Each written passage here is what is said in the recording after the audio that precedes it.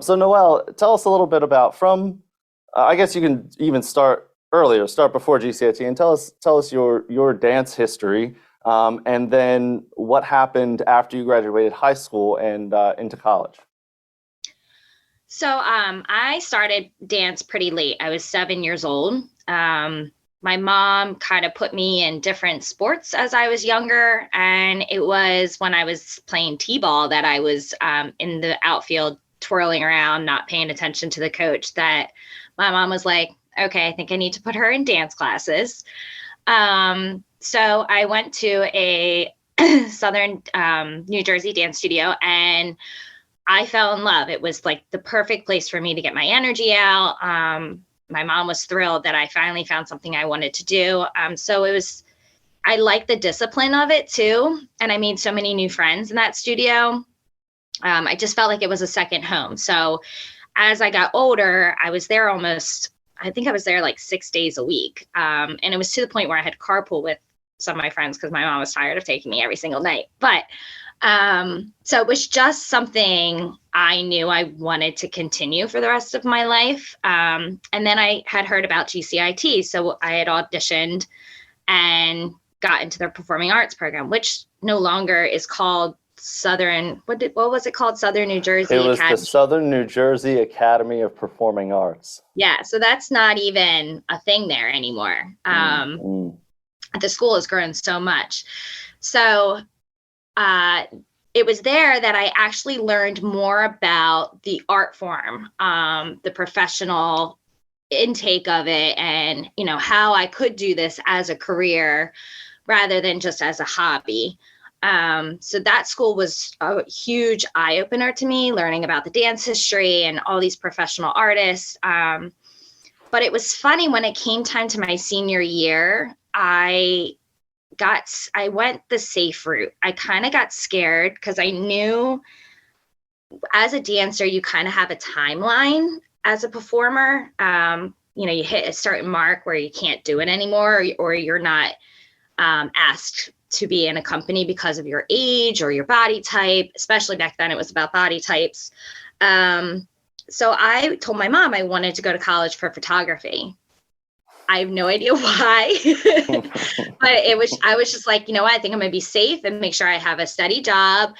But my mom argued with me a lot about it. She's like, dance is your thing. It's what you love to do. I suggest going to college for dance. So she won that battle. I went to George Mason University in Virginia, Fairfax, Virginia, which is in Northern Virginia. It was about 3 hours away. I knew I wanted to go away. I was afraid that if I stayed local, I wouldn't be as serious. I would lose track. So going away for me was a huge priority. And I loved George Mason because they had a guest artist program where they had choreographers from like Parsons Dance Company, Robert Battle came in, Paul Taylor Dance Company. These are all huge companies in New York. And they had teachers come in and set choreography on us from their company. So it gave us that experience of working with professional dance companies. And not a lot of colleges do that. So that was something I really admired about that program. So then after I graduated college, we'll backtrack. During college, I needed a job. So I applied to teach at a dance studio called Tiny Dancers. And the owner was the sweetest woman. And I was nervous because I've never taught children before. And I didn't really think I was going to be good at it, but I was like, I know everything about dance. I don't think I could work as a cashier doing all, and she understood my schedule because in college, you're dancing all day long nights in the hours, early mornings. So she understood my schedule, and I just thought it was the best thing for me to do. And that's when I fell in love with teaching. I actually was really good at it, which surprised me. So after I graduated college, I kept teaching for her, and I auditioned for City Dance Ensemble, which is in Bethesda, Maryland, which was about a half hour from Fairfax. So I decided to stay living in Fairfax, and I was hired as an understudy for their ensemble, which was disappointing at first because you work so hard and you're like expecting a job right away. And that was an eye opener for me, because I'm like, okay, I just got an understudy job, but it taught me another lesson. I learned every single part in every single dance. So when it came time to step in, I knew it. And that was like more rewarding to me than actually being a company member. But after a year of being an understudy, I was hired as an actual company member. So that was really awesome. I got to work with them. We toured. We went to Africa and Peru and Russia, where we performed there. And we also taught the kids around there, like the different styles and choreography. So that was a great experience, just touring and, getting paid to do what I love, which was amazing.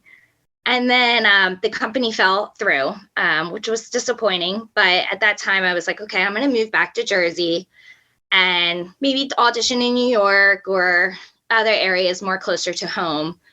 And I started teaching for another dance studio. And then I got pregnant with my first baby boy. So for me, I was giving up the performing part of it. I knew I loved teaching, but I wanted to be a full-time mom and present in my son's life.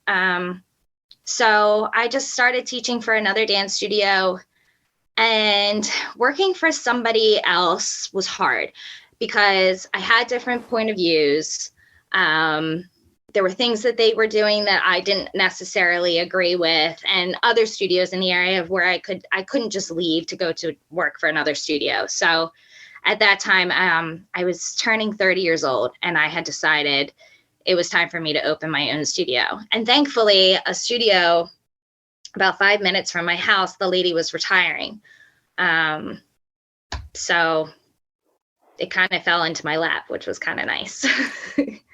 Got it. A little bit of my background. Got it. I'm going to want to come back to that. For sure. But Diana, tell us, same thing. Start, where you started through GCIT, and then where you went after that. So GCIT comes around, we're 13 or 14. We auditioned to get in this school, and I would honestly say I didn't take it seriously my freshman and sophomore year, just not having much of a social life. It was just kind of dance. And it was just a little bit of a shock to me. So a change from where I grew up and where we went to high school. So I would say I took it more seriously in my junior and senior year. And that's when I was like, okay, I know I want to dance. I grew up in a studio just like Noelle. I was 3 years old starting dance. And by the time I was 8, I was helping my dance teachers, like a helper in a class. So I was helping them teach little girls, ballet, tap, jazz, all of them. So basically, that's where I kind of learned how to teach different styles. But after GCIT, I was like, I'm not going to college. I'm going to try to dance. So I auditioned and got accepted into the Alvin Ailey School, not the company, I wish, but the school, which was just exciting. And basically it was like a college, but except you dance. So at 8 a.m. you have ballet, 10 a.m. you have Horton, then you have your lunch break, and then you come back for your electives. So it was about 4 to 5 days a week of dancing. And I moved to New York.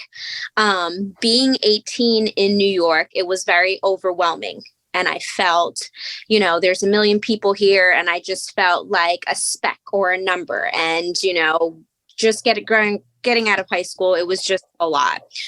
So the opportunity for college came about, and I was like, you know what? I guess I'll go. Just like Noelle said, I need a backup plan.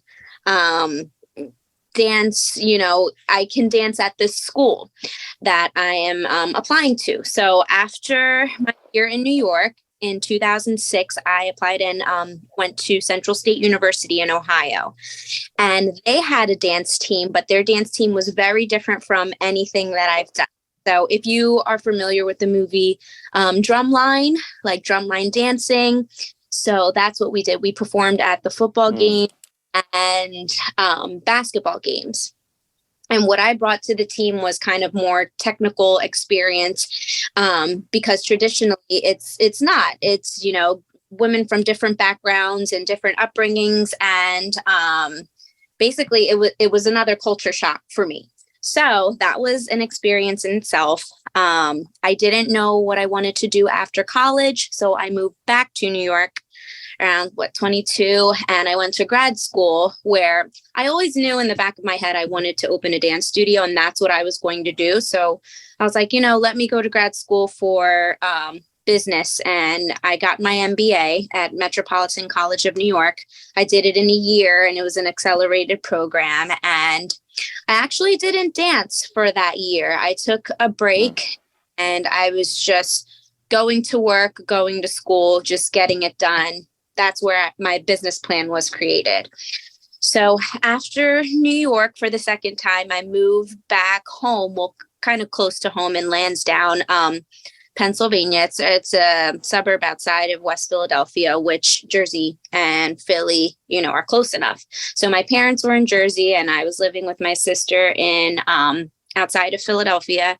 And that's when I started teaching classes by myself at my studio that I grew up with, studio owners that I grew up with. They opened a dance studio and I asked them, hey, are you hiring?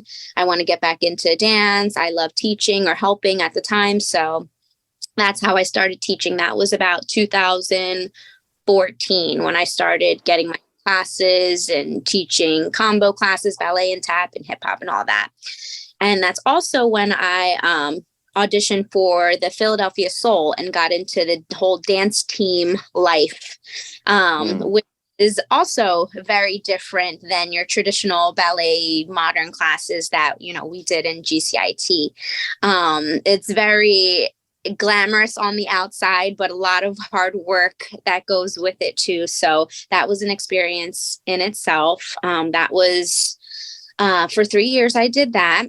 And then 2015, I moved to Tampa, had an opportunity to go there, and I auditioned for the Tampa Bay Buccaneers 3 times.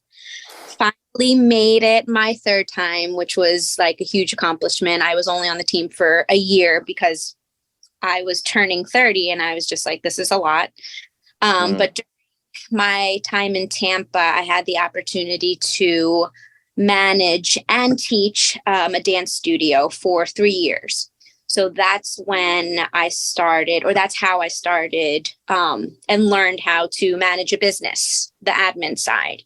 So basically, I was doing that a total for 5 years. I lived in Tampa. It was 2019 and I was like, okay, I don't have any family in Tampa. I'm just ready to come back home with my family. Started to look for places to open a dance studio in 2019 with my mom and just kind of started getting ideas. We looked in Westmont first. It's a little town, Westmont, New Jersey. And basically nobody would give me the opportunity to rent out a space, or there weren't opportunities to rent out a space. Finally found a place in Haddonfield to open the dance studio. It's a very small place. And then I signed my lease and a follow-up question, but 2 weeks later, Jersey got shut down from the pandemic. So I was in the process of, opening a new dance studio. Pandemic hits, and it's just like, oh my gosh, what now? So that's what, I guess, 3 years later or 2.5 years later, that's what brings me here.